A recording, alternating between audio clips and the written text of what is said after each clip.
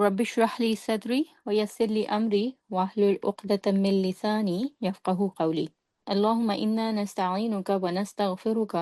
ونتوكل عليك. ربنا آتنا في الدنيا حسنة وفي الآخرة حسنة وقنا عذاب النار. ربنا آتنا من لدنك رحمة وهيئ لنا من أمرنا رشدا. لا إله إلا أنت سبحانك إني كنت من الظالمين. يا حي يا قيوم برحمتك نستغيث. حسبنا الله ونعم الوكيل. اللهم صل على محمد وعلى آل محمد كما صليت على إبراهيم وعلى آل إبراهيم إنك حميد مجيد. اللهم بارك على محمد وعلى آل محمد كما باركت على إبراهيم وعلى آل إبراهيم إنك حميد مجيد.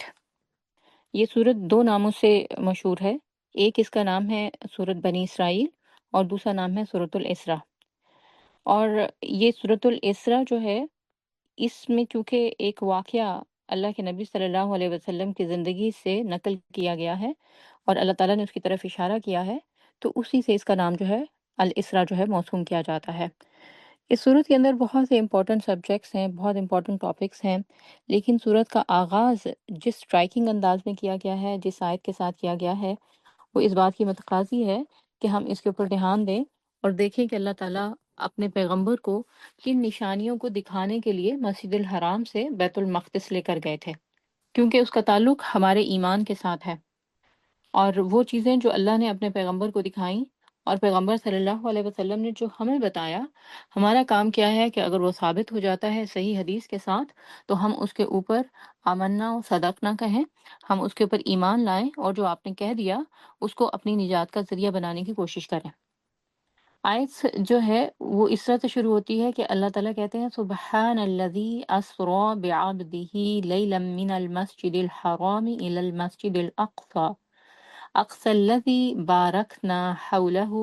لنريه من آياتنا إنه هو السميع البصير. کہ پاک ہے وہ جو لے گیا بعبدہ اپنے بندے کو لیلا من المسجد الحرامی رات میں، ایک رات میں، مسجد حرام سے مسجد الاقصی کی طرف. مسجد الاقصی کا بیسیکلی مطلب ہے، اقصی جو ہے اس دور میں اس مسجد کا نام نہیں پڑا تھا، نہ ہی یہ مسجد بنی تھی، بلکہ اقصی جو ہے اس کا مطلب ہے دور کی مسجد. تو اقصی اس لیے پھر اس مسجد کا جو ہے وہ نام بھی رکھ دیا گیا. اور وہاں پر جو ہے اللہ تعالیٰ نے اس سرزمین میں، یعنی بیت المقدس کی سرزمین کی طرف جو اشارہ کیا گیا ہے، کہا کہ الذی بارکنا، جس میں برکتیں دی ہم نے، حولہ، جس کے ماحول کو، اور لینوریہ، آپ صلی اللہ علیہ وسلم کو کیوں وہاں پر جو ہے وہ لے جایا گیا، لینوریہ، تاکہ ہم اسے دکھائیں، من آیاتنا، اپنی نشانیوں میں سے. تو اپنی نشانیوں میں سے، آیاتنا، آیات ہوتی ہیں بیسیکلی بڑی بڑی نشانیاں، ایسے مشاہدات جس کو انسان نظر انداز نہ کر سکے، اس کو اپنی بڑی بڑی نشانیاں دکھائیں.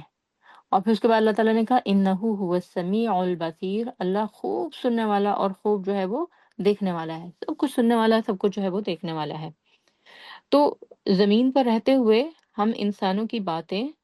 ہمارے ذہن میں چلتے ہوئے خیالات، تفکرات، سوچیں، سب اللہ تعالیٰ کی نظر میں ہیں. اللہ تعالیٰ جو ہے ان کو سنتے ہیں،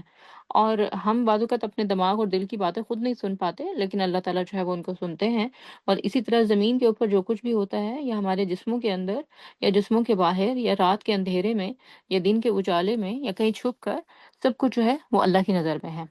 اللہ تعالیٰ نے اپنی ان دو خصوصیات کا ذکر کیا، وہ آپ صلی اللہ علیہ وسلم کے مشاہدے کا تھا، آپ صلی اللہ علیہ وسلم کے ایکسپیرینس کا تھا. اس ایکسپیرینس کو ہم اسلامک ٹریڈیشن میں اصطلاحاً جو ہے الاسراء والمعراج کے نام سے جانتے ہیں. یہ سفر اللہ کے نبی صلی اللہ علیہ وسلم کا دو حصوں پر مشتمل تھا. پہلا حصہ جو آپ نے مسجد الحرام سے بیت المقدس تک کا کیا، اس کو اسراء کہا جاتا ہے. اور دوسرا سفر جو کہ آپ صلی اللہ علیہ وسلم نے بیت المقدس سے آسمانوں تک کا کیا، اس کو معراج کہا جاتا ہے. اس سفر کے بارے میں بہت سے ابہامات ہیں، بہت سے جو ہے وہ شبہات ہیں، بہت سے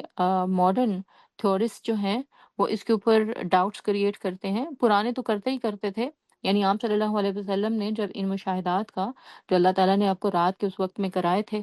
ذکر اپنی قوم سے کیا، تو جو کفار تھے انہوں نے خوب مذاق اڑایا، خوب جو ہے وہ ٹھٹھا اڑایا، خوب جو ہے وہ آپ صلی اللہ علیہ وسلم کو تنگ کیا۔ اور دوسری طرف جو مومن تھے، جو مسلمان تھے، جو آپ پر اسلام لا چکے تھے، انہوں نے فوراً آپ کی جو ہے وہ تصدیق کی۔ اور اس سلسلے میں ہمیں حضرت ابوبکر صدیق کا واقعہ ملتا ہے کہ جب ان کو جا کر لوگوں نے مذاق اڑانے کے انداز میں کہا کہ لو اب تمہارے صاحب تو یہ کہہ رہے ہیں، یعنی وہ آپ صلی اللہ علیہ وسلم کا مذاق اڑا رہے تھے اس لحاظ سے کہ جیسے آپ مخبوط الحواس ہو گئے ہیں اور وہ باتیں کہہ رہے ہیں جو کہ پاسبل ہی نہیں ہیں، کیونکہ اس رات میں آپ نے مکہ سے لے کر بیت المقدس تک کا سفر کیا، جو کہ اس دور میں بھی 40 دن کی مسافت پر مبنی تھا۔ تو رات کے ایک حصے میں، تھوڑے سے حصے میں وہاں جانا اور پھر واپس آنا، اور پھر کجا یہ کہ ساتھ میں آسمانی سفر بھی شامل کر لیا جائے، تو کسی کو بھی جب تک کہ وہ بندہ اللہ اور اس کے رسول صلی اللہ علیہ وسلم پر ایمان نہ لایا ہو اور اللہ کی قدرتوں کا معترف نہ ہو، اس کے لیے اس بات کو ہضم کرنا مشکل ہے۔ تو حضرت ابوبکر صدیق نے اس کے جواب میں کہا، اچھا اگر میرے پیغمبر نے کہا ہے یا یہ کہ وہ کہہ رہے ہیں میرے صاحب نے کہا ہے، پھر ایسے ہی جو ہے وہ ہوگا، اور ایسا ہی ہوا ہوگا، جس کی وجہ سے آپ صلی اللہ علیہ وسلم نے اس کے بعد حضرت ابوبکر صدیق کو جو ہے وہ صدیق کا لقب دیا، سچ کی سب سے زیادہ جو ہے وہ تصدیق کرنے والا۔ تو یہاں پر ہم آج جو دیکھیں گے وہ ہے الاسراء کا سفر۔ زیادہ تر باتیں جو ہے وہ معراج کے سفر کے بارے میں کی جاتی ہیں کہ آپ صلی اللہ علیہ وسلم جب آسمان پر تشریف لے کر گئے تو پھر کیا ہوا، پھر اس کے بعد کیا ہوا، پھر اس کے بعد جو ہے وہ آگے کیا ہوتا رہا۔ لیکن اسراء کا جو سفر ہے اس کے بارے میں بہت سے شکوک و شبہات جو ہے وہ پائے جاتے ہیں، اور بعض لوگ جو ہیں وہ اس سے نئی نئی کہانیاں گھڑتے ہیں، نئی نئی سٹوریز بناتے ہیں، اور ان سٹوریز سے وہ اپنے جو بزرگ ہیں، بابے ہیں یا عام انسان ہیں، جن کا نہ انبیاء کا سٹیٹس ہے اور نہ ہی رسولوں کا، ان کو انبیاء اور رسولوں سے بھی آگے لے جانے کی کوشش کرتے ہیں۔ اور بعض جو ہیں وہ ان کا اس لیے انکار کر دیتے ہیں، یہ کہہ کر ہو سکتا ہے ان کی معلومات ہی کم ہو، لیکن وہ اس بات پر بھی آ جاتے ہیں پھر کہ اس سے جو ہے وہ مزید لوگوں کے اندر جو شکوک و شبہات ہیں وہ پیدا ہوتے ہیں، یا پھر یہ ہے کہ اس سے جو ہے وہ شرک کے جو ہے وہ دروازے کھلتے ہیں۔ ہمارا کام کیا ہے کہ ہم تک جتنی اطلاع پہنچی، جتنی معلومات اللہ اور اس کے رسول کی طرف سے پہنچے، ہم ان کو ایز اٹ از لیں، اور ان کے اندر مزید جو ہے وہ اپنی طرف سے کچھ بھی جو ہے وہ دخل اندازی کرنے یا کچھ بھی مزید جو ہے وہ ڈالنے سے پرہیز کریں اور گریز کریں۔ لہٰذا آج جو کچھ ہمیں ملے گا اس میں ہم دیکھیں گے کہ اللہ تعالیٰ نے اپنے پیغمبر کو کون کون سی جو ہے وہ بڑی بڑی نشانیاں دکھائی تھیں، اور یہ کہ ہم ان نشانیوں سے کیا جو ہے وہ سیکھ رہے ہیں۔ اس میں قرآن و سنت کا منہج کیا ہے؟ قرآن کی آیت جو ہے وہ تو آپ نے دیکھ لی، جو کہ سورہ بنی اسرائیل کی پہلی آیت ہے، اور سورۃ النجم میں بھی اللہ تعالیٰ نے ارشاد فرمایا کہ لقد رأى من آیاتہ الکبریٰ۔ نبی صلی اللہ علیہ وسلم کی بات کرتے ہوئے اللہ تعالیٰ نے کہا کہ بے شک اسے اس کے رب نے بڑی بڑی جو ہے وہ نشانیاں دکھائیں۔ تو یہ جو نشانیاں ہیں جو اللہ تعالیٰ نے دکھائیں اپنے پیغمبر کو، ان کے بارے میں جو صحیح معلومات حدیث سے ہم تک پہنچی، آج ہم جو ہے وہ ان کو لینے کی کوشش کریں گے، اور ان کے اوپر ایمان رکھتے ہوئے جو ہمارے عمل میں چیزیں پیدا ہونی چاہیے ان کے اوپر جو ہے وہ بات کریں گے۔ اس سلسلے میں ایک بات جو ہے وہ جاننا بہت ضروری ہے، یا اس کے اوپر یقین کرنا، وہ یہ ہے کہ یہ خواب نہیں ہے، جسمانی سفر تھا، یہ فزیکل ایکسپیرینس تھا۔ کیونکہ اگر خواب ہوتا تو اللہ تعالیٰ اس کو اس قدر اہتمام کے ساتھ اس صورت کے آغاز میں پیش نہیں کرتے، ایک ایسا واقعہ بنا کر، ایک ایسی بات کہہ کر جس کے اوپر لوگوں کا یقین کرنا مشکل ہے۔ تو اس کا مطلب یہ ہے کہ اگر یہ خواب ہوتا، خوابوں میں تو ہم کئی کئی دنیا جو ہے وہ گھوم لیتے ہیں، آگے پیچھے مرے ہوئے 100 100 سال پرانے، 200 200 سال اور آگے فیوچر کی خبریں تک جو ہے وہ لے آتے ہیں، لیکن یہ ہے کہ یہ جو فزیکل ایکسپیرینس ہے یہ ہر ایک کو نصیب نہیں ہوتا، بلکہ اللہ کے نبی صلی اللہ علیہ وسلم سے پہلے بھی اس طرح کسی کو جو ہے یہ ٹریولنگ جو ہے وہ نہیں کرائی گئی، مختلف انداز میں کرائی گئی ہے، لیکن اس طریقے سے جو ہے وہ آپ صلی اللہ علیہ وسلم سے پہلے یہ ٹریول جو ہے وہ نہیں ہوا۔ اس سلسلے میں جو ہمیں احادیث ملتی ہیں بخاری و مسلم سے، ہم اس کو پیش کریں گے۔ یعنی میں آج کے لیکچر کے بارے میں آپ کو یہ بات بتانا چاہ رہی ہوں کہ ہم کوئی بات ایسی نہیں کریں گے آج کے اس لیکچر میں جو کہ ضعیف ہو یا من گھڑت کسی بات پر جو ہے وہ مشتمل ہو۔ یہ ایک حدیث جو آپ کے سامنے ہے، اس میں آپ دیکھ سکتے ہیں، یہ بخاری کی حدیث ہے، اور بخاری کی حدیث 7517 ہے۔ اس میں آپ دیکھیں کہ اللہ کے رسول صلی اللہ علیہ وسلم سے آپ صلی اللہ علیہ وسلم کے خادم، جنہوں نے 10 سال آپ کے ساتھ گزارے، آپ کی خدمت کی، ان کے ریفرنس سے یہ حدیث ہمارے پاس آئی ہے، اور اس میں حضرت انس رضی اللہ عنہ کے ریفرنس سے جو بات آئی ہے وہ میں آپ کے سامنے جو ہے وہ رکھوں گی۔ اس میں سے کچھ حصہ ہم لیں گے، کچھ حصہ جو ہے وہ اس کے اندر نہیں ہے، وہ ہم باقی حدیث سے لیں گے۔ وہ کہتے ہیں کہ یہ ایک اور صحابی ہیں جو کہتے ہیں کہ میں نے انس بن مالک رضی اللہ عنہ سے سنا، انہوں نے وہ واقعہ بیان کیا جس رات رسول اللہ صلی اللہ علیہ وسلم کو مسجد کعبہ سے معراج کے لیے لے جایا گیا، وہی آنے سے پہلے آپ کے پاس فرشتے آئے۔ اب یہ جو وہی آنے سے پہلے آپ کے پاس فرشتے آئے، اس کی وجہ سے اکثر لوگ جو ہیں وہ اس ابہام کا شکار ہیں کہ یہ واقعہ کب پیش آیا۔ یہ آپ صلی اللہ علیہ وسلم کے بعثت نبوت سے پہلے پیش آیا، یعنی آپ کو جب نبوت دے دی گئی اس سے پہلے آیا، یا جو بعد میں آیا؟ تو اس کے اوپر جو ہے مختلف آراء ملتی ہیں، بعض کہتے ہیں یہ پہلے پیش آیا، بعض کہتے ہیں نہیں یہ بعد میں پیش آیا، اور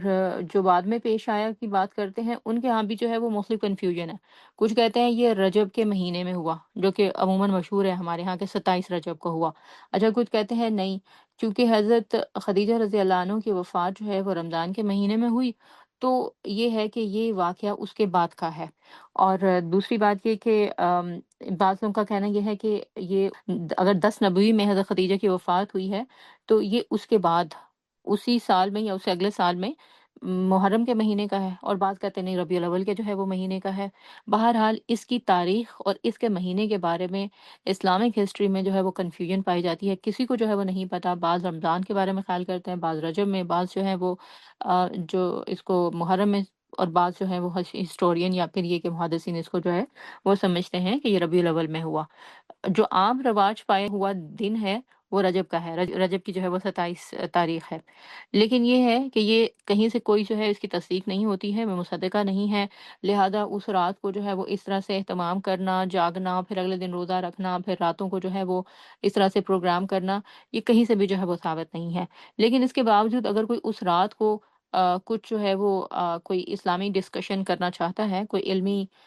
طور پر کوئی بات جو ہے وہ کرنا چاہتا ہے، اللہ اور اس کے رسول کی کوئی بات جو ہے وہ سننا چاہتا ہے، تو اس کو ہم جو ہے وہ گناہ نہیں کہیں گے۔ ہاں بس ہم یہ کہیں گے کہ یہ اللہ کے رسول صلی اللہ علیہ وسلم کی سنت سے ثابت نہیں ہے، پتہ نہیں چلتا، اور آپ نے بھی اپنی ساری زندگی میں 27 رجب کو اس طرح سے بعد میں ڈکلیئر نہیں کیا کہ آپ کو اس رات جو ہے وہ معراج ہوئی تھی۔ ایک چیز جو ہے اس سے ہمیں یہ بات جو ہے وہ پتہ چل گئی، عقیدہ ہمارا جو ہے وہ یہاں سے یہ کلیئر ہو گیا۔ حضرت صلی اللہ علیہ وسلم مسجد الحرام میں سوئے ہوئے تھے، اب آپ نے ظاہر ہے کہ یہ واقعہ خود جو ہے وہ ڈسکرائب کیا۔ ان میں سے ایک نے پوچھا کہ وہ کون ہے؟ یہ کون ہے جنہوں نے پوچھا کہ وہ کون ہے؟ کیونکہ آپ صلی اللہ علیہ وسلم کے پاس یہ 2 فرشتے آئے تھے، انہوں نے پوچھا کہ وہ کون ہے؟ یہ جو آپ صلی اللہ علیہ وسلم نے تو مسجد حرام میں سوئے ہوئے تھے، اس کی جو کیفیت ہے ایک اور حدیث میں آپ صلی اللہ علیہ وسلم نے بیان کی کہ میں سونے اور جاگنے کی کیفیت میں لیٹا ہوا تھا۔ اچھا، انہوں نے پوچھا کہ ان فرشتوں میں سے ایک نے پوچھا وہ کون ہے؟ دوسرے نے جواب دیا کہ وہ ان میں سے سب سے بہتر ہیں۔ تیسرے نے کہا کہ ان میں سے جو سب سے بہتر ہیں انہیں لے لو۔ اس کا مطلب ہے کہ یہ 3 فرشتے آئے تھے، اور یہ 3 میں سے ایک نے کہا یہ کون ہے، دوسرے نے کہا وہ ان میں جو سب سے بہتر ہیں، تیسرے نے کہا کہ جو ان میں سب سے بہتر ہیں انہیں لے لو۔ یہ حدیث جو ہے یہ اسی طریقے کی یہ کسی اور جگہ پر بھی جو آتی ہے، کیونکہ یہ واقعہ جو آپ صلی اللہ علیہ وسلم کی زندگی میں ہم آگے چل کر پڑھنے والے ہیں، یہ ایک دفعہ پیش نہیں آیا ہے، یہ کم از کم 2 دفعہ پیش آیا ہے۔ اچھا، اب آگے دیکھیں، راوی کہتے ہیں کہ اس رات کو بس اتنا ہی واقعہ پیش آیا، اور حضرت صلی اللہ علیہ وسلم نے اس کے بعد انہیں نہیں دیکھا، یعنی وہ فرشتے جو ہے وہ چلے گئے، اس رات میں صرف جو ہے وہ اتنا ہی واقعہ ہوا، یہاں تک کہ وہ دوسری رات آئے، جبکہ اب یہ دوسری رات کنزیکٹو سیکنڈ رات ہے یا کوئی اور رات ہے، وی ڈونٹ نو، جبکہ آپ صلی اللہ علیہ وسلم کا دل دیکھ رہا تھا اور آپ کی آنکھیں سو رہی تھیں، یعنی کہ دل جاگ رہا تھا اور آنکھیں سو رہی تھیں، آنکھیں بند تھیں، لیکن بعض اوقات ہوتا ہے نا کہ جیسے سونے جاگنے کی کیفیت کے درمیان کی کیفیت ہوتی ہے، اس کیفیت کی بات ہو۔ اور دوسری بات یہ ہے کہ انبیاء جب سوتے تھے تب بھی جو ہے وہ ان کی آنکھیں تو سوتی تھیں لیکن دل کھلا رہتا تھا، یعنی بہت کانشیس حالت میں سوتے تھے۔ یہ بات آپ صلی اللہ علیہ وسلم نے حضرت عائشہ رضی اللہ عنہ کو بھی کہی تھی، جب آپ صلی اللہ علیہ وسلم سوئے اور اس کے بعد جو ہے اٹھ کر فجر کی نماز کے لیے پڑھانے چلے گئے، تو حضرت عائشہ نے کہا کہ آپ تو سوئے تھے، تو آپ نے نماز کے لیے وضو نہیں کرنا؟ تو آپ نے کہا کہ انبیاء کے دل جو ہے وہ جاگتے رہتے ہیں اور ان کی آنکھیں جو ہے وہ سوتی ہیں۔ ہم عام انسانوں کا حال جو ہے وہ کیا ہے کہ ہماری آنکھیں اور دل دونوں سو جاتے ہیں، جب ہم سوتے ہیں تو ہمیں نہیں پتہ ہوتا کہ ہمارے جسم کے ساتھ کیا ہوا، ہمارے اعضاء کیا کر رہے تھے اور ہم پر کیا کیفیت تھی، لیکن انبیاء کے ساتھ یہ معاملہ نہیں ہوتا ہے۔ تو یہاں پر آپ صلی اللہ علیہ وسلم کی وہی کیفیت جو ہے اس کو ڈسکرائب کیا جا رہا ہے، آپ کا دل جاگ رہا تھا اور آپ کی آنکھیں جو ہیں وہ سو رہی تھیں، لیکن دل نہیں سو رہا تھا۔ انبیاء کا یہی حال ہوتا ہے، ان کی آنکھیں سوتی ہیں لیکن ان کے دل نہیں سوتے۔ چنانچہ انہوں نے آپ صلی اللہ علیہ وسلم سے بات نہیں کی، یعنی ان فرشتوں نے، بلکہ آپ کو اٹھا کر زمزم کے کنویں کے پاس لائے۔ یہاں جبریل علیہ السلام نے آپ صلی اللہ علیہ وسلم کا کام سنبھالا اور آپ کے گلے سے دل کے نیچے تک سینہ چاک کیا اور سینے اور پیٹ کو پاک کر کے زمزم کے پانی سے اسے اپنے ہاتھوں سے دھویا، یہاں تک کہ آپ صلی اللہ علیہ وسلم کا پیٹ صاف ہو گیا، اور پھر آپ کے پاس سونے کا ایک تشت لایا گیا جس میں سونے کا ایک برتن ایمان اور حکمت سے بھرا ہوا تھا، اور پھر اس کو جو ہے وہ آپ صلی اللہ علیہ وسلم کے سینے میں انڈیل دیا گیا، اور اس کے بعد آپ کے سینے اور حلق کی رگوں کو سیاہ اور برابر کر دیا گیا۔ اس حدیث میں یہ جو الفاظ ہیں اور یہ جو واقعہ بیان کیا گیا ہے، یہ واقعہ آپ صلی اللہ علیہ وسلم کے ساتھ ایک دفعہ نہیں، دو دفعہ پیش آیا۔ ایک دفعہ وہ واقعہ پیش آیا جب آپ بچپن میں تھے اور حلیمہ سعدیہ کے پاس تھے تعلیم و تربیت کے لیے۔ عربوں کے ہاں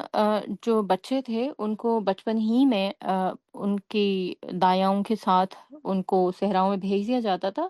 تاکہ وہ وہاں پر پل بھر سکیں اور خوب جو ہے وہ تنومند ہو سکیں صحرا کی کھلی آب و ہوا میں، اور اس کے ساتھ ساتھ جو لینگویج ہے عربک زبان تھی اس کے اوپر بھی ان کو پورا عبور حاصل ہو سکے، اور ایکسنٹ عربک جو ہے وہ بھی ان کا پراپر ہو۔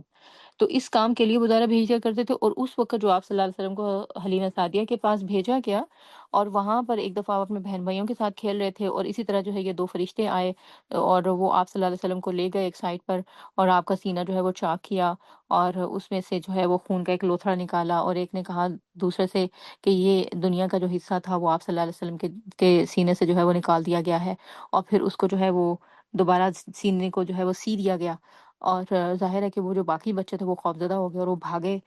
جا کے حلیمہ سعدیہ کو بتایا کہ ہمارے بھائی کو کسی نے مار دیا ہے، اس کا گلا کاٹ دیا ہے، اس کا سینہ چاک کر دیا ہے، اور وہ بھاگی بھاگی آئیں، اور جب وہ آئیں تو دیکھا تو آپ صلی اللہ علیہ وسلم کھڑے تھے اور آپ کا چہرہ بالکل فک تھا، یعنی ظاہر ہے کہ ایک بالکل نیو ایکسپیرینس آپ کے ساتھ بھی تھا اور بچے ہی تھے آپ اس وقت، تو آپ صلی اللہ علیہ وسلم کا اس وقت بھی جو ہے وہ اس طرح سے سینہ چاک ہوا تھا اور اس طرح سے اس کو جو ہے وہ صاف کیا گیا تھا۔ اب یہ دوسرا موقع ہے کہ جب یہ واقعہ ہوا ہے، اور اس وقت جو ہے یہاں پر اس سٹیج پر جبریل علیہ السلام نے اپنے ہاتھ سے جو نہ صرف یہ کہ آپ صلی اللہ علیہ وسلم کا سینہ صاف کیا، بلکہ اس کے ساتھ ساتھ جو ایک سونے کے تشت میں ایمان اور حکمت لائے ہوئے تھے اللہ تعالیٰ کے حکم سے، اس کو بھی آپ کے سینے میں جو ہے وہ انڈیل دیا ہے۔ تو اس طرح سے یہ جو آپ کا سینہ جو ہے وہ برابر بھی ہو گیا، اور یوں جو ہے وہ آپ صلی اللہ علیہ وسلم کے دل سے وہ جو جسمانی طور پر ظاہر ہے اس دنیا میں رہتے ہوئے ایک انسان ہونے کے ناطے جو مختلف قسم کی ظاہر ہے کہ کیفیات ہو سکتی ہیں ایک عام انسان کی، وہ ساری نکال دی گئی، اور ایک جو ہے وہ ایکسٹرا آرڈنری جو ہے وہ کیفیت آپ کے اندر ڈال دی گئی۔ اب یہاں پر جو ہے یہ بات پتہ چلتی ہے کہ اس کے بعد آگے فرشتے جو ہیں انہوں نے کیا کیا، انہوں نے آپ صلی اللہ علیہ وسلم کو لیا، آگے جو ہے وہ چلے۔ یہاں پر اس حدیث میں آپ دیکھیں گے تو آپ کو صرف اتنا ہی ملتا ہے، اور اس میں جو ہے وہ یہ ہے کہ پھر آپ کو لے کر وہ آسمان دنیا پر چڑھے، لیکن یہ جو درمیان کا واقعہ ہے کہ آسمان دنیا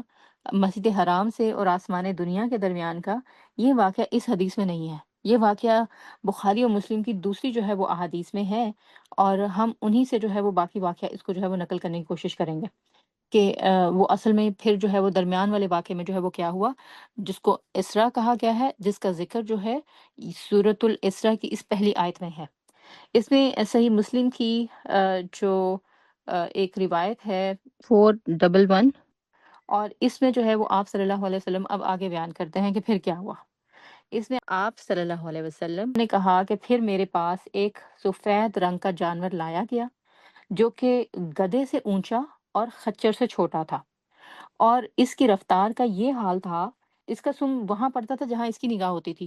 اچھا، اب اس براق کے لانے سے پہلے بھی وہ ہمارے ہاں ایک بڑا میرا خیال ہے رومانٹک قسم کا ایک قصہ وہ مشہور ہے کہ وہ جبریل علیہ السلام جب آپ صلی اللہ علیہ وسلم کو لانے کے لیے وہ براق کو فائنڈ کرنے لگے، وہ سارے براق جو ہے وہ اچھل کود رہے تھے، ان میں سے ایک کا کہنا یہ تھا میں جاؤں گا، دوسرے کا میں نہ، کیونکہ سب بڑے طاقتور تھے، ایک بیچارہ لنگڑا تھا وہ سائڈ پہ کھڑا تھا۔ یہ ساری کی ساری جو ہے وہ سٹوریز ہیں کہ جانور کو جو ہے وہ کیسے سلیکٹ کیا گیا، بس ہمیں جو حدیث میں پتہ چلتا ہے، صحیح حدیث میں، صحیح مسلم کی حدیث میں، یعنی بہت جو ہے وہ تیز رفتار تھا اور اس کا نام جو ہے وہ براق تھا۔ اور یہ جو براق ہے یہ برق سے ہے، اور آج ہم جانتے ہیں برق کس کو کہتے ہیں، بجلی کو کہتے ہیں۔ اور یہ جو بجلی ہے یہ سپیڈ، جو اس کی سپیڈ ہے وہ لائٹ روشنی کی رفتار سے جو چلتی ہے، تو اس کا حال یہ ہے کہ 1 سیکنڈ میں یہ زمین کے 7 چکر لگا سکتی ہے۔ تو آج سائنس نے اگر اس کو دریافت کر لیا ہے، تو اگر اس وقت میں اللہ تعالیٰ نے نبی صلی اللہ علیہ وسلم کو لانے کے لیے اگر کوئی ایسا جانور بھیجا تھا، تو اس میں جو ہے وہ کوئی ایسی حیرت والی بات جو ہے وہ نہیں ہے۔ بہرحال بہت تیز رفتار یہ جانور سواری جس پر آپ صلی اللہ علیہ وسلم کو سوار کرا کر ایک جگہ سے دوسری جگہ جو ہے وہ لے جایا گیا۔ آپ صلی اللہ علیہ وسلم نے اب اس حدیث میں مزید آگے فرمایا، آپ نے کہا، میں اس براق پر سوار ہو کر بیت المقدس تک آیا اور اس جانور کو اس پتھر سے باندھ دیا جس کے ساتھ انبیاء علیہ السلام کے یعنی جو دوسرے انبیاء السلام وہاں موجود تھے، وہاں پر دوسرے انبیاء علیہ السلام کے جانور بھی بندھے ہوئے تھے۔ یہ جو وہاں اس جانور کو اس کے ساتھ باندھا گیا، اب اس سے ایک اور حدیث میں بھی جو ہے وہ پتہ چلتا ہے کہ آپ صلی اللہ علیہ وسلم نے کہا کہ جبریل علیہ السلام نے اس پتھر کی طرف جو ہے وہ اشارہ کیا اور اس میں جو ہے وہ سوراخ ہوا، اور پھر جو ہے وہ جو براق تھا اس کا جو رسا تھا وہ آپ صلی اللہ علیہ وسلم کی سواری کا وہ اس پتھر کے ساتھ جو ہے وہ باندھ دیا گیا۔ میں سوچ رہی تھی کہ یہ سارا ایکسپیرینس جو آپ صلی اللہ علیہ وسلم نے بیان کیا، یہ کیوں بیان کیا؟ اس کی جگہ کوئی آج ہم دیکھتے ہیں اسپیس شٹل بھی تو آ سکتی ہے، کوئی سپر سونک ایئر کرافٹ بھی تو آ سکتا تھا، کوئی ایروپلین آ سکتا تھا، کوئی ہیلی کاپٹر آ سکتا تھا، اور بلکہ آگے تو دنیا میں پتہ نہیں کیا کچھ آنا ابھی باقی ہے، کوئی اڑتی ہوئی کار جو ہے وہ آ سکتی تھی۔ یہ جو جانور ہے اسی کے اوپر جو ہے وہ کیوں آپ کو سوار کرا کر یہاں تک لایا گیا؟ تو اسے ہمیں ایک حکمت یہ سمجھ میں آتی ہے کہ کیونکہ ظاہر ہے آپ صلی اللہ علیہ وسلم جس دور سے تعلق رکھتے تھے وہاں پر جو ہے موڈ آف ٹریولنگ یا مینز آف ٹریولنگ جو ہے وہ یہی تھا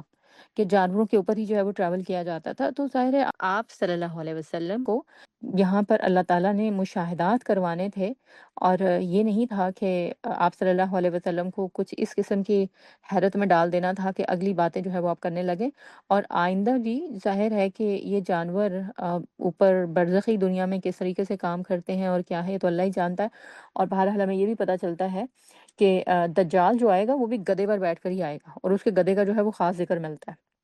آپ صلی اللہ علیہ وسلم نے ارشاد فرمایا، پھر میں مسجد میں داخل ہوا اور 2 رکعت نماز ادا کی، پھر میں باہر نکلا تو جبریل علیہ السلام میرے پاس ایک برتن شراب کا اور ایک دودھ کا لے آئے۔ میں نے دودھ والے برتن کا انتخاب کیا تو جبریل علیہ السلام نے کہا کہ آپ نے فطرت کو اختیار کیا ہے۔ پھر اب یہ تھا کہ یہ جو پتھر ہے جس کے ساتھ آپ صلی اللہ علیہ وسلم کا یہ جو جانور تھا براق یہ باندھا گیا تھا، یہ پتھر اسی پر سے پھر آپ صلی اللہ علیہ وسلم نے اوپر آسمان کی طرف جو ہے وہ سفر شروع کیا تھا۔ اس پتھر کے اوپر جو ہے یہ آج کل آپ دیکھتے ہوں گے جب بیت المقدس کی تصویر آتی ہے تو وہ گولڈن کلر کا ایک گنبد سا جو ہے وہ رکھا ہوا ہے۔ یہ گولڈن کلر کا جو گنبد ہے یہ مسجد اقصی پر نہیں رکھا ہوا، یہ ڈوم آف دا راک پہ رکھا گیا، اسی پتھر کے اوپر رکھا گیا ہے جس کے ساتھ آپ صلی اللہ علیہ وسلم کا جانور باندھا گیا تھا، اور پھر یہاں سے اوپر جو ہے وہ ٹریولنگ شروع ہوئی تھی۔ تو لیکن ہم جو ہے وہ ابھی اوپر کی طرف نہیں جا رہے، ابھی ہم جو زمینی سفر ہے اسرا اسی کی طرف جو ہے وہ رہ رہے ہیں، کہ تاکہ ہم دیکھیں کہ اللہ تعالیٰ نے جو کہا ہے کہ لِنُرِيَهُ مِنْ آیاتنا، تاکہ ہم اس کو دکھائیں اپنی آیات میں سے، یعنی بڑی بڑی نشانیاں۔ اچھا، اب آپ صلی اللہ علیہ وسلم نے یہاں پر آگے جو ہے وہ ہمیں مزید بتایا کہ حرم سے بیت المقدس تک اس سفر میں رسول اللہ صلی اللہ علیہ وسلم نے جو نشانیاں دیکھی تھیں وہ کیا کیا تھیں۔ اچھا، ان نشانیوں کے لیے مزید حدیث کی جو ہے وہ کتابیں، میں حدیثوں کے نمبر بیان نہیں کروں گی، صرف جو ہے وہ ریفرنس کے لیے کچھ نام بیان کروں گی، اور یہ بتاؤں گی کہ یہ صحیح احادیث ہیں جو کہ ان کے اندر ہیں۔ سنن نسائی ہے، سنن البہیقی ہے، مجمع الزوائد ہے، طبرانی ہے، اور اس کے علاوہ جو پہلی تفسیر لکھی گئی قرآن کی، تفسیر تبری، اس کے اندر سے جو ہے یہ باتیں لی گئی ہیں۔ اچھا، وہ کہتے ہیں آپ صلی اللہ علیہ وسلم نے مزید فرمایا اب آگے کہ جب میں جبریل کے ساتھ چلا تو ایک جگہ پر رک کر انہوں نے مجھے کہا کہ آپ یہاں پر 2 رکعت نماز ادا کیجئے، ٹھیک ہے۔ اب یہ کہاں سے چلے تھے آپ صلی اللہ علیہ وسلم جبریل کے ساتھ؟ حرم کعبہ سے۔ تو حرم سے جب آپ جو ہے وہ یعنی مکہ سے جب جبریل علیہ السلام کے ساتھ چلے ہیں تو رستے میں ٹریولنگ کے دوران جبریل علیہ السلام نے براق کو روکا اور آپ صلی اللہ علیہ وسلم سے کہا کہ آپ یہاں پر 2 رکعت نماز ادا کیجئے۔ آپ صلی اللہ علیہ وسلم نے فرمایا، جب میں نماز پڑھ چکا تو جبریل نے مجھ سے پوچھا کہ آپ جانتے ہیں کہ یہ کون سی جگہ ہے؟ تو ابھی آپ صلی اللہ علیہ وسلم نے جواب نہیں دیا تھا، جبریل علیہ السلام نے اس کے ساتھ ہی آپ کو بتایا،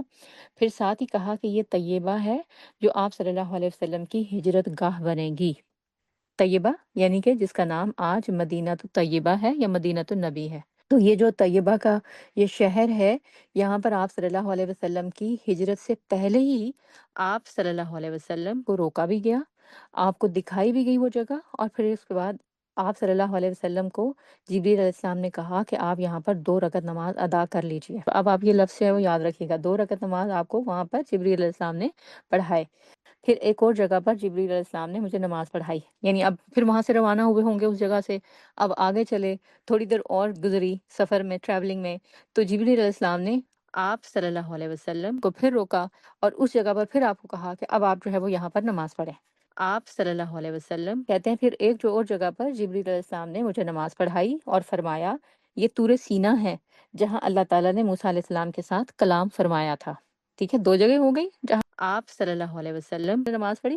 اب اس کے بعد آگے چلے، پھر آپ صلی اللہ علیہ وسلم پھر آگے فرماتے ہیں پھر آگے چل کر ایک اور جگہ نماز پڑھائی اور فرمایا یہ بیت الحم ہے جو کہ عیسیٰ علیہ السلام کی پیدائش کی جگہ ہے۔ تو 3 جگہوں پر جبریل علیہ السلام نے آپ صلی اللہ علیہ وسلم سے کہا آپ اتریے، جگہیں دکھائیں، پہلے کہا کہ آپ اتریں، پھر وہاں کا 2 رکعت نماز جو ہے وہ ادا کریں، پھر اس کے بعد جو ہے بتایا کہ یہ جگہیں یہ ہیں۔ پہلی جگہ کون سی تھی؟ مدینہ۔ پھر دوسری جگہ جو ہے وہ کون سی ہے؟ جہاں پر طور سینا، جہاں پر موسیٰ علیہ السلام کی ملاقات ہوئی اللہ تعالیٰ سے ہم کلام ہوئے وہ، اور تیسری جگہ جہاں پر عیسیٰ علیہ السلام کی پیدائش ہوئی، بیت الحم۔ یہ جگہیں ایسی ہیں جہاں پر آ چکے، ظاہر ہے کہ مینس بہت ٹریولنگ کے فاسٹ ہو گئے ہیں، خاص طور پر یورپ میں رہنے والے یا امریکہ میں رہنے والے اکثر لوگ جن کو جو ہے وہ جب فارغ ہو جاتے ہیں ذمہ داریوں سے، یا پھر یہ کہ تھوڑا سا اللہ تعالیٰ نے آسانی دی ہے، فراغت دی ہے، تو شوق چڑھتا ہے کہ ذرا جو ہے وہ زیارتیں کریں اور زیارتوں پہ جائیں اور دیکھیں، اور پھر وہ مختلف انبیاء کی جگہوں پر بھی جاتے ہیں، بیت المقدس میں بھی جاتے ہیں، اور کبھی جارڈن کا سفر ہو رہا ہے تو کبھی مصر کا سفر اور ہو رہا ہوتا ہے۔ یہاں سے ہمیں جو ہے وہ اللہ کے نبی صلی اللہ علیہ وسلم کی سنت سے ایک بات پتہ چلتی ہے کہ جب آپ ایسی جگہوں پر جائیں وزٹ کرنے، تو ظاہر ہے وہاں پر جہاں پر عبرت کی نگاہ سے دیکھنا ہے چیزوں کو، اور یہ دیکھنا ہے کہ وہاں کیا جو ہے وہ آپ صلی اللہ علیہ وسلم سے پہلے جو انبیاء گزرے تھے ان کا کیا طریقہ کار تھا، کیا زندگی تھی، کیسے جو ہے وہ ان کی قوموں نے ان کا انکار کیا، پھر ان کے ساتھ جو ہے وہ کیا ہوا، یہ تو سارا عبرت کی نگاہ سے دیکھنا ہے۔ لیکن وہاں پر جب آپ پہنچتے ہیں اور ایسی جگہ جہاں پر ظاہر ہے کہ عذاب نازل نہیں ہوا تو جہاں آپ ہوٹل کے کمرے میں قیام کریں، تو وہاں خصوصی طور پر آپ صلی اللہ علیہ وسلم کی اس سنت کو جو ہے وہ تازہ کرتے ہوئے 2 نفل جو ہے وہ ضرور پڑھنے کی کوشش کریں۔ کیا آپ صلی اللہ علیہ وسلم کو جب جبریل علیہ السلام نے ایسی جگہوں کا وزٹ کرایا تھا جہاں پر برکت رکھی تھی اللہ تعالیٰ نے اور کچھ خاص کام ہوا تھا، تو وہاں جبریل علیہ السلام نے آپ صلی اللہ علیہ وسلم کو 2 رکعت نمازیں جو ہے وہ پڑھوائی ہیں۔ پہلے مدینہ طیبہ میں پڑھائی اور کہا یہ آپ کا فیوچر میں ہجرت کے بعد، مائگریشن کے بعد مقام کی، مسکن کی جگہ ہوگی،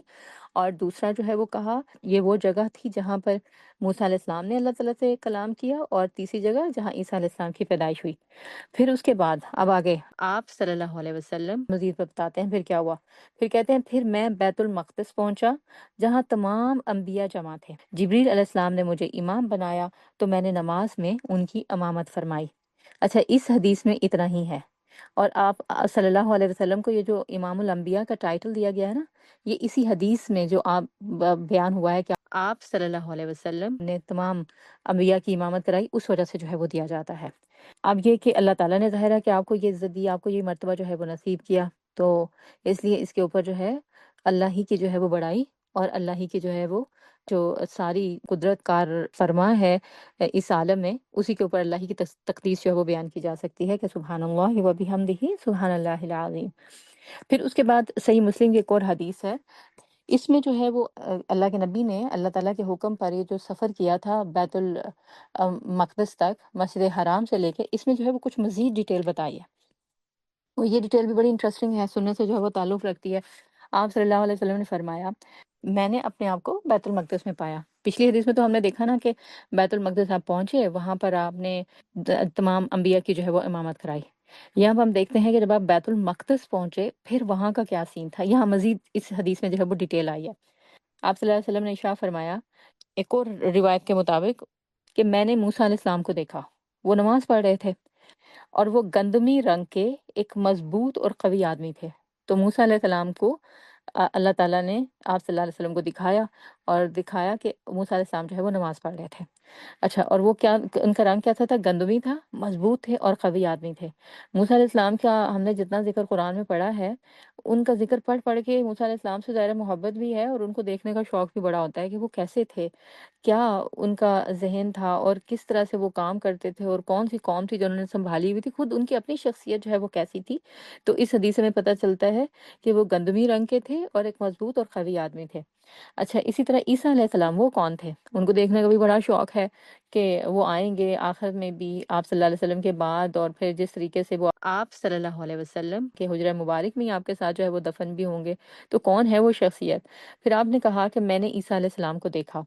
آپ صلی اللہ علیہ وسلم آپ ان کی تفصیل بتا رہے ہیں، کہتے ہیں وہ گھنگریالے بالوں والے تھے اور عروہ بن مسعود کے ہم شکل تھے۔ عروہ بن مسعود جو ہیں عبداللہ بن مسعود کے بھائی تھے۔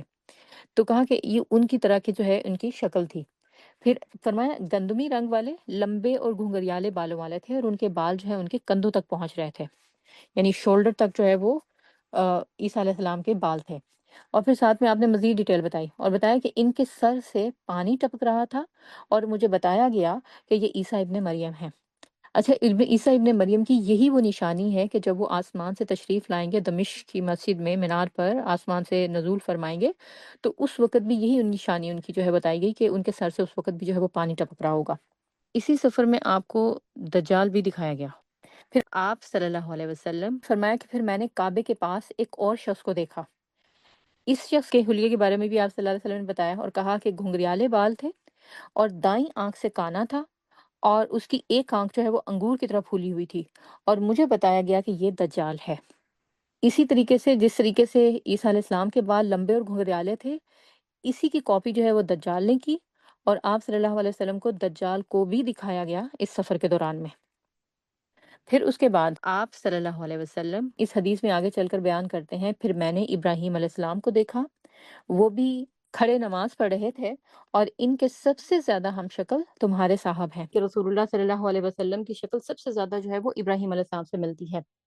پھر اسی حدیث میں آگے چل کر آپ کہتے ہیں پھر نماز کا وقت آیا تو میں نے تمام انبیاء کی امامت کرائی، اور پھر جب نماز سے فارغ ہوئے تو جبریل علیہ السلام نے فرمایا کہ یا رسول اللہ صلی اللہ علیہ وسلم، آپ کے پیچھے جہنم کا دوراغا کھڑا ہے، یعنی کہ مالک، جبریل علیہ السلام نے اس کا نام بتایا، اور کہا کہ اسے سلام کیجیے۔ آپ صلی اللہ علیہ وسلم نے فرمایا کہ جیسے ہی میں اس کی طرف متوجہ ہوا کہ اسے سلام کروں، تو میرے سلام کرنے سے پہلے ہی اس نے کہہ دیا یا السلام علیکم ایھا النبی۔ تو اس کے بعد جو ہے وہ آپ صلی اللہ علیہ وسلم کہتے ہیں کہ میں نے پھر اس کے سلام کا جواب دیا۔ اور صحیح مسلم میں یہ آگے کچھ اور احادیث ہیں جس میں 157 ہے، اس میں آپ صلی اللہ علیہ وسلم اس سفر کے دوران میں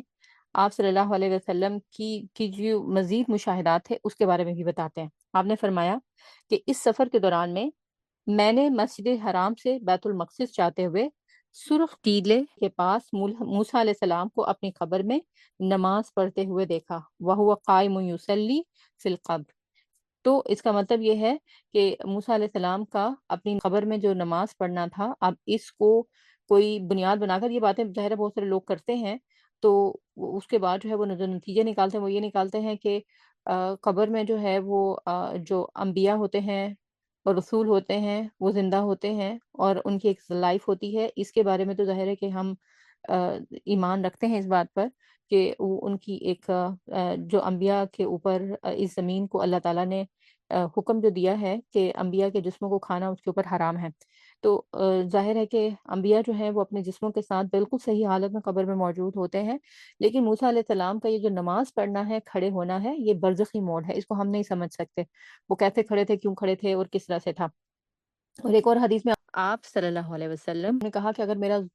گزر اس سرخ ٹیلے کے پاس سے ہو تو میں تمہیں دکھا سکتا ہوں کہ موسیٰ علیہ السلام کی قبر کہاں ہے۔ ویسے موسیٰ علیہ السلام کی اس قبر کے بارے میں جو یہودی ہیں ان کو بھی نہیں پتا، ورنہ یہ اس کے اوپر بھی جو ہے وہ کچھ نہ کچھ بنا لیتے ہیں۔ یہ آپ صلی اللہ علیہ وسلم کو دکھایا گیا تھا، اور نہ صرف وہ قبر دکھائی گی بلکہ آپ صلی اللہ علیہ وسلم نے موسیٰ علیہ السلام کو وہاں کھڑے نماز میں بھی دیکھا، بلکہ اور اگر آپ دیکھیں تو اس کے فوراً بعد جو ہے وہ آپ صلی اللہ علیہ وسلم جو بیت المقدس پہنچے تو وہاں پر بھی موسیٰ علیہ السلام جو ہے وہ نماز پڑھے تھے، اور پھر اس کے بعد جب آپ آسمانوں پر تشریف لے گئے تو وہاں پر بھی موسیٰ علیہ السلام سے ملاقات ہوئی۔ تو اس سے کیا پتہ چلتا ہے، یہ باتیں جو ہم سن رہے ہیں یہ ایک ہی سفر کے دوران میں موسیٰ علیہ السلام کا اتنی جگہوں پر فوراً فوراً فوراً جو ہے وہ موجود ہونا، یہ جسمانی حالت میں اس زندگی میں نہیں ہو سکتا۔ یہ برزخی معاملات ہیں، کیسے ہیں یہ اللہ ہی بہتر جانتا ہے۔ ہمارا کام یہ ہے کہ بس اس کو سن لینا، اور سن کے اتنے ہی کے اوپر جو ہے وہ اتفاق کرنا کہ اللہ کے نبی صلی اللہ علیہ وسلم کو بڑی بڑی جو ہے وہ نشانیاں دکھائی گئی، اور آپ صلی اللہ علیہ وسلم نے بھی ان کی کوئی تشریحات کر کر کے نہیں ہمیں بتائیں کہ اس سے پھر یہ مراد ہے، بس سے یہ مراد ہے، بس بتایا دیا کہ آپ کو اللہ تعالیٰ نے یہ مشاہدات جو ہے وہ کرائے تھے۔ اور پھر یہ دیکھیں کہ انبیاء کا جو ہے بیت المقدس میں جمع ہونا، ایک لاکھ سوا لاکھ کے قریب جو تھے یہ انبیاء جمع تھے، تو وہاں پر اگر ایک شہر میں اگر 1 لاکھ کے قریب جو ہے وہ جمع ہو جائیں لوگ، تو سوچے کتنا شور جو ہے وہ ہنگامہ ہو۔ لیکن وہاں پر کوئی شور ہنگامہ نہیں، اور وہاں پر جو ہے وہ کرسچن بھی آباد ہے، وہاں پر یہودی بھی آباد ہے۔ تو اگر ایسا ہوتا تو پھر جو ہے وہ کیا ہوتا کہ وہاں پر تو شور مچ جانا چاہیے تھا، لیکن اس سے یہ بھی پتہ چلتا ہے کہ آپ صلی اللہ علیہ وسلم کا سفر ہوا، پھر آپ صلی اللہ علیہ وسلم تم نے انبیاء کی امامت کرائی، تو یہ جسمانی سفر تو تھا، لیکن اس کی جو کیفیت تھی وہ برزخی تھی، وہ موڑ جو ہے وہ روحانی تھا، ہم نہیں سمجھ سکتے اس کو، بس اللہ تعالیٰ نے ہمیں بتا دیا، دکھا دیا آپ صلی اللہ علیہ وسلم کو، ہمارے لیے یہ جاننا اتنا ہی کافی ہے۔ پھر تمام انبیاء کو جمع کرنا جو وہاں پر موجود تھے، اس سب کے پیچھے جو ہے وہ کیا حکمت ہے، کیوں اللہ تعالیٰ نے وہاں پر ان کو جمع کیا، اس کی ایک وجہ تو ظاہر ہے کہ آپ صلی اللہ علیہ وسلم وہ سب کو جو ہے وہ امام بنایا، اور نمبر 2 جو ہے وہ کیا ہے کہ اللہ تعالیٰ نے تمام انبیاء کے ارواح سے یہ وعدہ لیا تھا کہ تمہارے پاس جب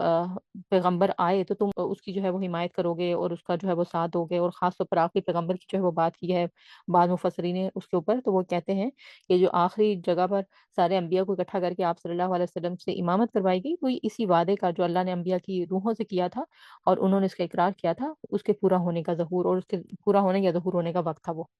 پھر آپ صلی اللہ علیہ وسلم یہاں پر جو ہے وہ بیان کرتے ہیں کہ یہاں سے پھر بیت المقدس سے پھر میں سواری پر سوار ہوا اور آسمان کی طرف جو ہے وہ بلند ہوا۔ یہاں سے اب آگے جو ہے وہ معراج کا سفر جو ہے وہ اب صلی اللہ علیہ وسلم کا شروع ہوا۔ تو یہاں تک جو ہے وہ ہم نے دیکھنا تھا آج کے اس لیسن میں، تاکہ آئندہ جب آپ آگے چلیں اور آگے بڑھیں، کیونکہ آگے بھی جو ہے یہ ذکر آئے گا انشاءاللہ آگے اس صورت کے مڈل میں جا کے تقریباً ٹورڈز دا اینڈ، وہاں پر ایک آیت اور آئے گی جو کہ اسی جو سفر آپ صلی اللہ علیہ وسلم کا اسراء معراج کا ہے اس سے ریلیٹڈ ہوگی، انشاءاللہ وہاں پر جا کر جو ہے وہ مزید ڈسکشن کریں گے۔ لیکن آج کے لیے جو اتنا میں نے آپ کو بتایا ہے یہ اس لیے ہے کہ جو اللہ کے رسول نے ہمیں بتا دیا، اللہ تعالیٰ نے جو آپ کو دکھا دیا، ہمارا اس کے اوپر ایمان ہونا چاہیے۔ اس سے بڑھ کر نہ ہم اس میں جو ہے وہ اپنی طرف سے کچھ اور ایڈ کر سکتے ہیں، اور نہ ہی ہمیں اس میں سے کچھ جو ہے وہ نکالنے کی ضرورت ہے۔ یہ اللہ اور اس کے رسول کے معاملات تھے، اللہ نے کیسے اپنے پیغمبر کو، کیسے اپنے جو ہے وہ حبیب کو اپنے مختلف جگہوں پر لے جا کر مشاہدات کرائے، نشانیاں دکھائیں، اور اپنے پاس جو ہے وہ آسمانوں پر بلایا، یہ آپ صلی اللہ علیہ وسلم کا ایک خاص معجزہ ہے جس کا ذکر جو ہے وہ قرآن میں موجود ہے۔ لہٰذا اور معجزات کے اوپر ایمان رکھنا ہمارے ایمان کا حصہ ہے۔ آپ صلی اللہ علیہ وسلم کے 3 حصی معجزے جن کا ذکر قرآن میں موجود ہے، ان میں سے ایک تو قرآن اٹسیلف ہے، جس کے بارے میں آپ صلی اللہ علیہ وسلم فرمایا کہ میرا یہ معجزہ اتنا بڑا ہے کہ مجھے اللہ سے امید ہے کہ میری امت بھی اس کی وجہ سے سب سے زیادہ بڑی ہوگی۔ اور پھر اس کے بعد جو ہے پھر شق القمر کا جو ہے وہ معجزہ آتا ہے سورۃ القمر کے اندر، اور تیسرا معجزہ جو آج ہم نے جس کا ایک حصہ کیا ہے، پورا معجزہ جو ہے وہ تو الاسراء والمعراج کی شکل میں ہے، لیکن ہم نے اس کا ایک حصہ کیا ہے اسراء کی شکل میں، یعنی یہ سفر جو زمینی سفر آپ صلی اللہ علیہ وسلم نے کیا مسجد حرام سے بیت المقدس تک۔